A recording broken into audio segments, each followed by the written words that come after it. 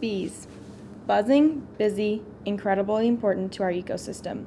But why are they so important? What do they do? I asked some students if they knew anything about bees. I know that if they sting you, you die, and I also know that, no, they die. They provide honey.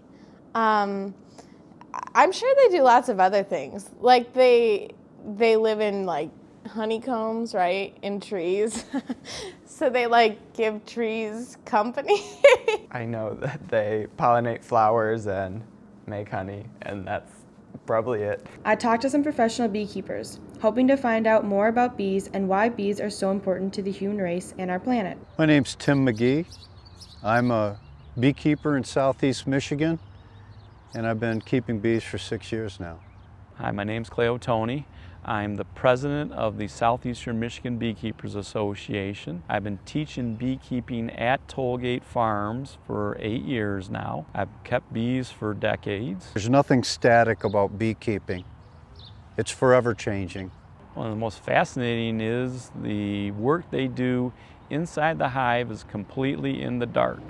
It'd be like if you turned off your lights and closed the drapes in your bedroom and you had to assemble the bed, make your clothes and everything. You do it completely in the dark with no lights. That's what they do. They do everything in the dark. Bees are facing a lot of problems. I believe that the greatest cause of loss is the varroa mite. The varroa mite is a vicious parasite in its own right, but it also complicates the lives of bees by vectoring diseases. Yes, there have been losses, but beekeepers have been able to overcome those losses.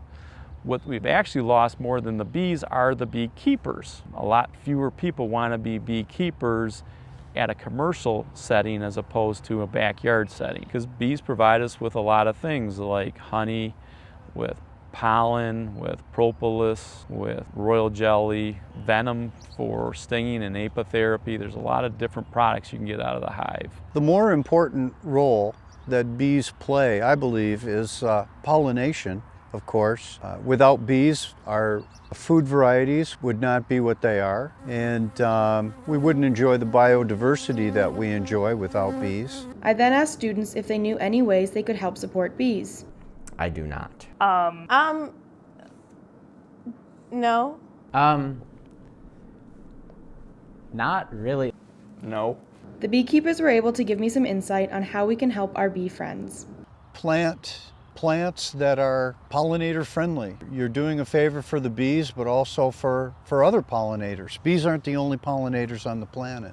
If pesticides are going to be used, remember that the label is the law. Read the label, follow it. How and when pesticides are applied is a critical factor to using them successfully. We can't stop using pesticides altogether. That's just not realistic. We have to use them responsibly. Be careful about the pesticides they use, including obviously insecticides. You're spraying insecticides on blooms that the bees are going to be attracted to, well, then you could be inadvertently killing bees, not just honey bees, but other native bees like bumblebees, mason bees, orchard bees, etc. Read the label. All chemicals should come with labels. Follow the label, it's the law. If you have to spray, they'll usually tell you it's better to spray at night. The honeybees prefer to fly when it's warmer during the afternoon as opposed to the evening. And so when the bees come out later the next day, they may not get as much of a bad reaction to what was sprayed.